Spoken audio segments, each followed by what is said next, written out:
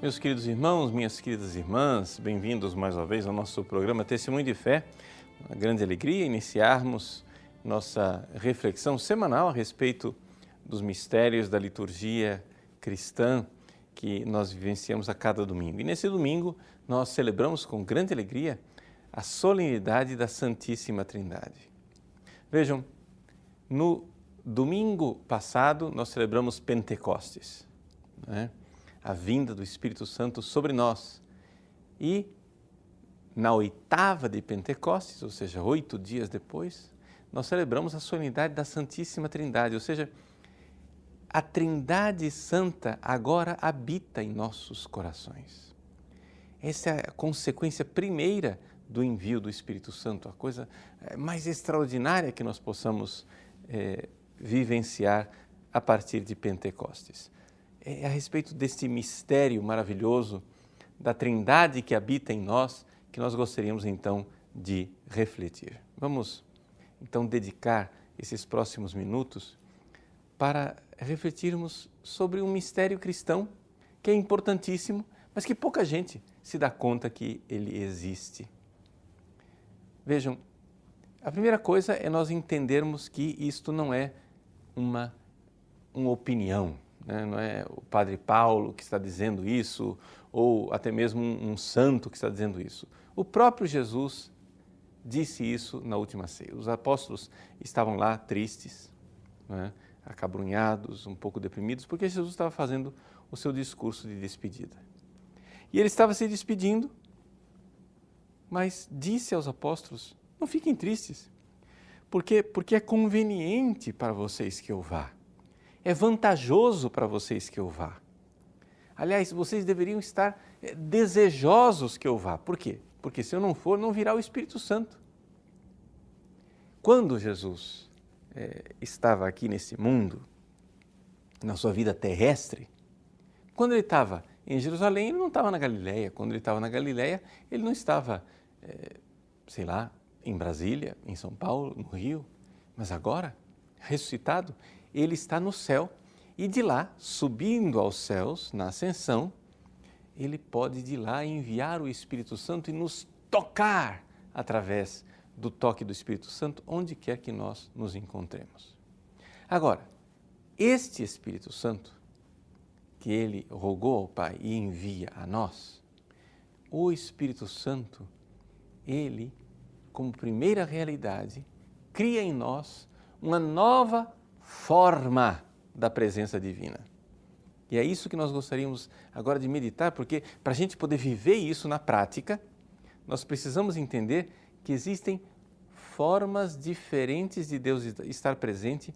Isso quer dizer o seguinte, que existem formas diferentes de Deus se doar a nós com intensidade maior. Deus está presente em todos os lugares, mas existem formas de presença. E que presença é essa da Trindade dentro de nós como Deus amigo? Deus Trindade que vem como amigo, Pai, Filho e Espírito Santo, né? Essa presença trinitária e amiga dentro de nós. Vamos refletir sobre isso. Vamos primeiro para os dados bíblicos. Eu acabei de citar o discurso de Jesus aos apóstolos na última ceia. É o capítulo 14 de São João. Jesus diz assim, primeira coisa, é o Espírito Santo que virá. Ele diz: eu pedirei ao Pai e Ele vos dará um outro defensor que ficará para sempre convosco. O Espírito da verdade que o mundo não é capaz de receber. É importante isso. A gente entender que aqui é uma presença diferente do Espírito Santo. O Espírito Santo, ele é o Espírito Criador, ele está presente nas árvores, nos passarinhos e, portanto, está presente também nos pagãos e nos pecadores. Mas ele está dizendo que o Espírito Santo vem e vem diferente, porque o mundo, ou seja, os homens mundanos, os homens entregues ao pecado, não são capazes de recebê-lo, porque não o conhecem. Então, quer dizer que é uma forma de presença que está ligada ao conhecimento. Né? Pois bem, por isso diz Jesus: não vos deixarei órfãos. E uma vez que você conhece o amor de Deus no Espírito Santo, uma vez que você recebe o Espírito de amor no seu coração, que você tem o seu coração abrasado, quando você recebe o conhecimento como línguas que dizem a verdade e recebe o amor como fogo que abrasa o seu coração, Pentecostes é isso, línguas de fogo. Língua é conhecimento, fé. Fogo é amor, caridade. Através da fé e da caridade, né, você agora, nessa presença do Espírito Santo dentro de você, você então é capaz de amar a Deus e então ali acontece uma nova presença da Trindade como amigo no seu coração. Jesus mesmo diz isso, eis aí, se alguém me ama, guardará a minha palavra, meu Pai o amará e nós viremos e faremos nele a nossa morada. Tudo isso no capítulo 14 de São João. Muito bem, uma vez que a gente tem os pés firmes na Sagrada Escritura, sabendo que essa presença trinitária dentro de nós, ela é verdadeira, porque é garantida pela própria palavra de Jesus e pela promessa dele, nós vamos entender que presença é essa. E é uma presença, né, que está lá mesmo que a gente não saiba. Talvez você esteja ouvindo falar disso pela primeira vez na vida. Houve uma santa, né, Santa Elizabeth da Trindade, que também ouviu falar disso a primeira vez na vida dela, quando ela já tinha 19 anos. Ela estava querendo entrar no Carmelo de Dijon, foi falar com o padre Vallée, que era um dominicano, que cuidava espiritualmente daquele Carmelo, e ela confidenciou para o padre: padre, eu acho coisa estranha, porque eu me sinto habitada. É como se Deus morasse dentro de mim e eu converso com Deus o tempo todo.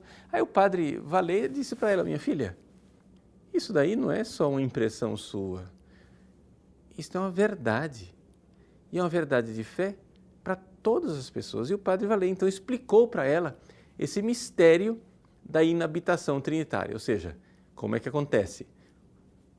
Deus está presente em todos os lugares, mas Jesus ressuscitado de lá dos céus envia o Espírito Santo e nos toca.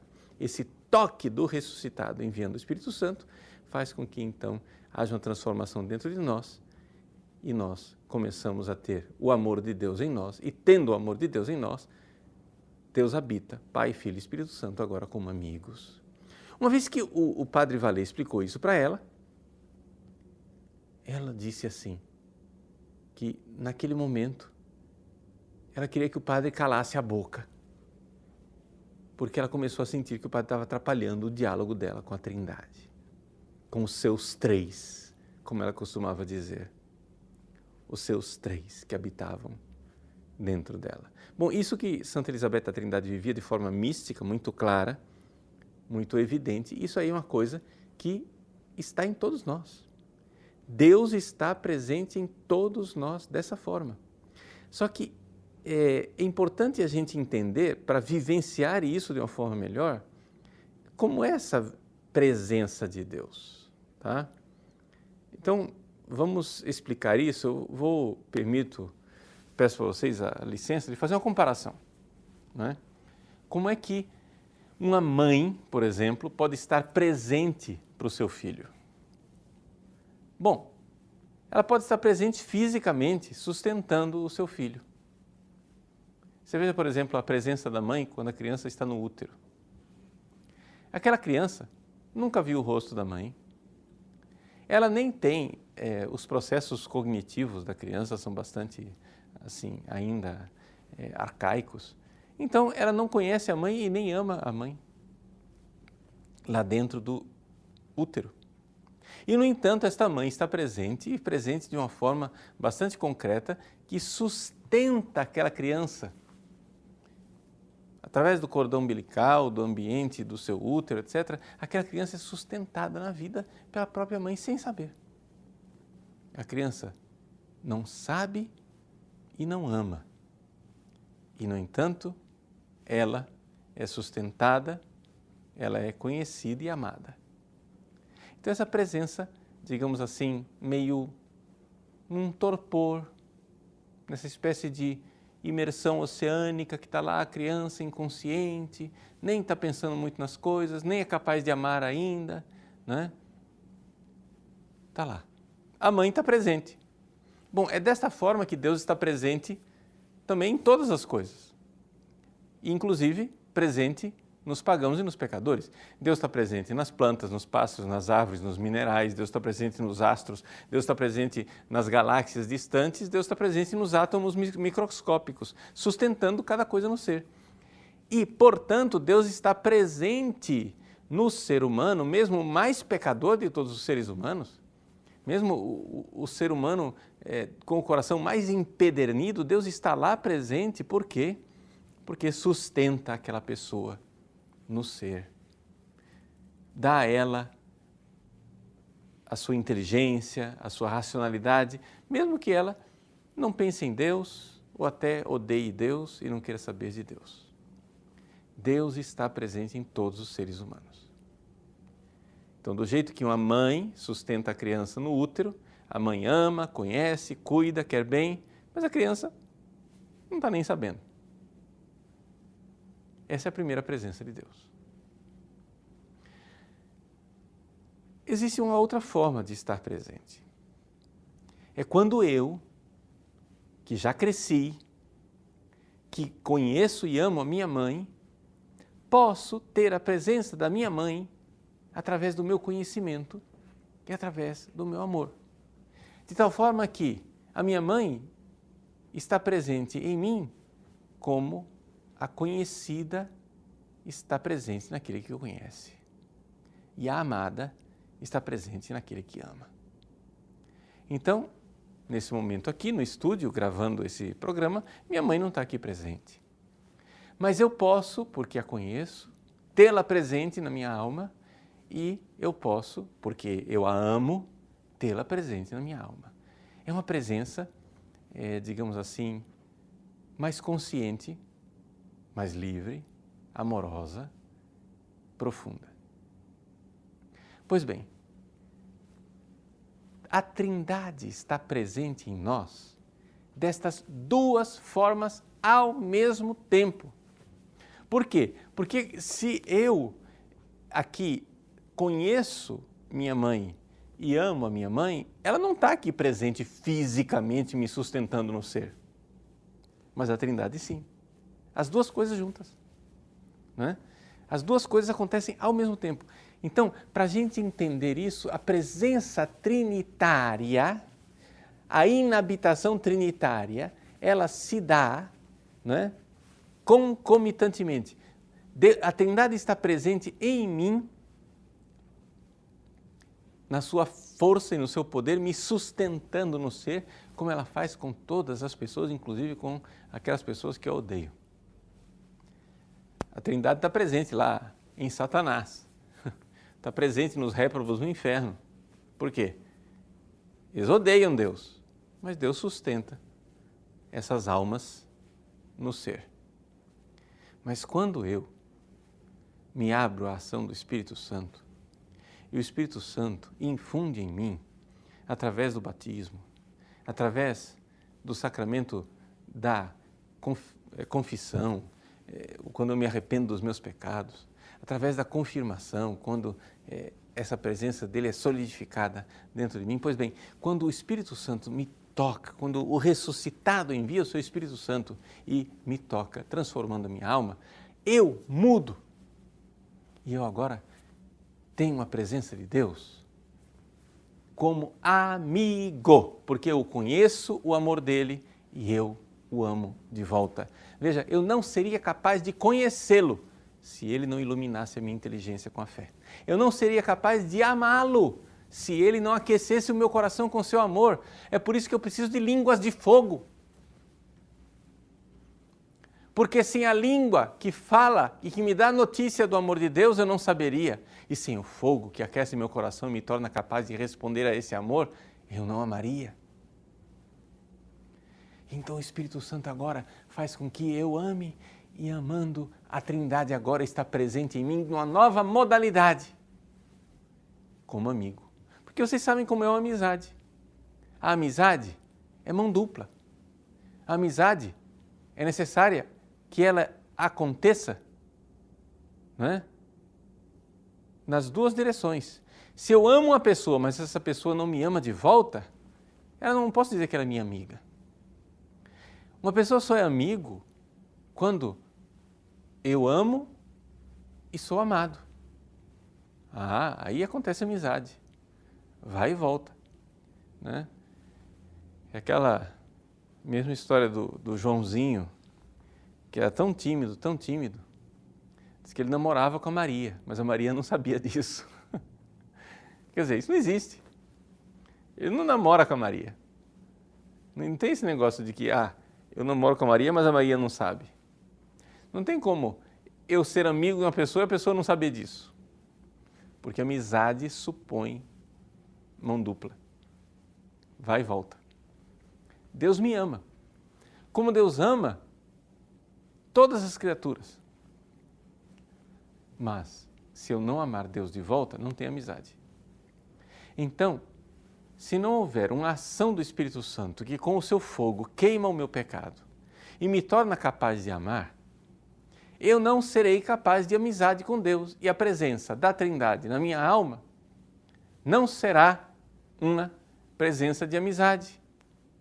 Então, estas duas presenças. Então, Deus está presente em mim, me sustentando no ser, do mesmo jeito que uma mãe sustenta a criança no seu útero e lhe dá vida. Deus está presente em mim no meu conhecimento e no meu amor, do mesmo jeito que eu posso ter a presença da minha mãe, que conheço e amo, na minha alma, quando eu me lembro dela e quando eu a amo. Essas duas realidades. Qual a consequência disso na prática para a nossa vida? Bom, a primeiríssima coisa, né, é que você precisa se decidir a estar sempre em estado de graça. Eu nunca vou me cansar de repetir isso, porque isso é fundamental e as pessoas não entendem, né, o quanto isso é fundamental. Você precisa abandonar o pecado. Você precisa se confessar. Você não pode estar em pecado grave. Você não pode viver em pecado grave. Porque se você vive em pecado grave, me desculpe, dentro de você existe um ódio por Deus que talvez você não esteja enxergando. Tá? Por quê? Porque é importante você lembrar disso. Nós não enxergamos a nossa alma. Por quê? Porque no estado que nós nos encontramos aqui nesse mundo, a nossa alma, ela é meio que inacessível para nós. Nós precisamos fazer um esforço para enxergá-la.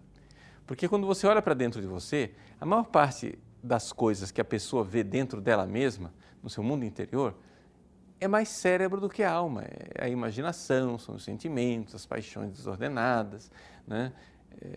Então, toda essa movimentação interior dentro de você, você acha que é sua alma, você não enxerga a sua alma.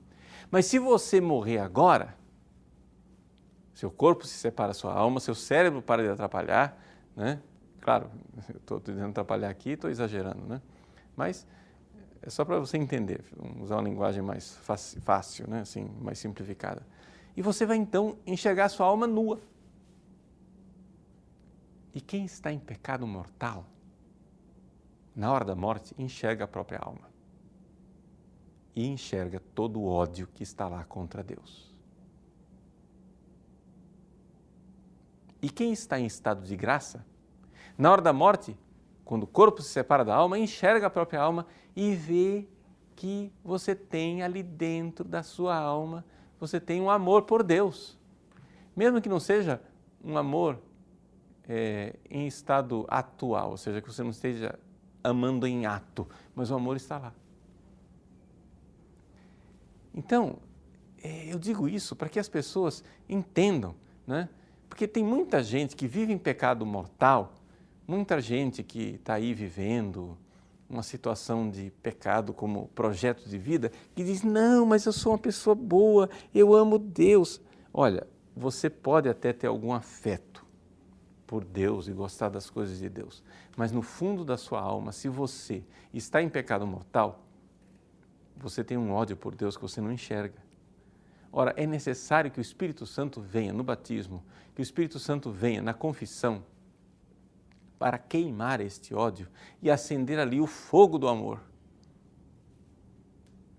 A caridade, ela não existe nas almas, a verdadeira caridade, a caridade divina, o fogo do amor do Espírito Santo, não existe nas almas que estão em pecado mortal. Você tem que entender isto e, portanto, Deus que está presente na sua alma não está presente como amigo por culpa sua. Porque você não é amigo de Deus, você odeia Deus, você não enxerga isso. Você até acha que você é amigo de Deus. Você não é. Então, peça a Deus a graça de uma verdadeira conversão, de um firme propósito, de deixar todos os pecados mortais de uma vez por todas e para sempre. Aí você vai dizer assim, mas padre, eu não consigo ter arrependimento. Porque tem aquele pecado lá que eu estou inveterado nele. E olha, para mim, aquele negócio é gostoso, padre. Eu gosto. Veja, arrependimento não quer dizer que você vai deixar de gostar do pecado. Arrependimento quer dizer o seguinte: Deus revelou que aquilo é pecado e te faz mal. Embora você ache que é gostoso, comece a detestar. Faça um ato de vontade e diga, eu detesto, porque Deus me mandou detestar. E Ele é sábio e eu sou idiota, eu sou burro, eu sou ignorante. Porque o meu pecado me torna cego. Então, sei lá, uma pessoa que acha que a droga eu acho até que nem faz tanto mal assim. O adultério até que não faz tanto mal assim. A masturbação, pornografia até que não faz tanto mal assim. O roubo, a corrupção, a mentira, até que não faz tanto mal assim. Deixar de ir à missa no domingo, deixar de observar os mandamentos da igreja, até que não faz tanto mal assim. Pois bem, Deus está revelando, faz mal sim, e isso chama-se pecado mortal. Por quê? Porque ele mata a caridade que está dentro de você e, portanto, a sua alma morre de alguma forma. Ela vive num estado de morte. Então, a primeira coisa que você tem que fazer é se decidir por largar, por deixar o pecado mortal. Batismo e confissão.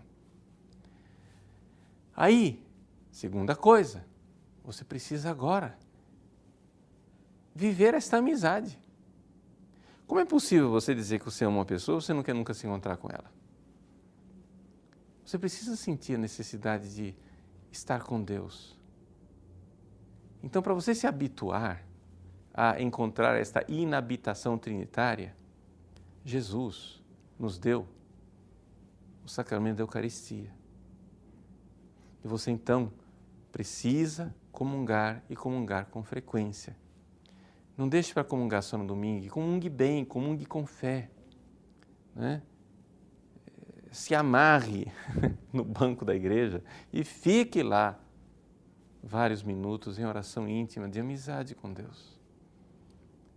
Quantas horas você gasta no telefone com seus amigos?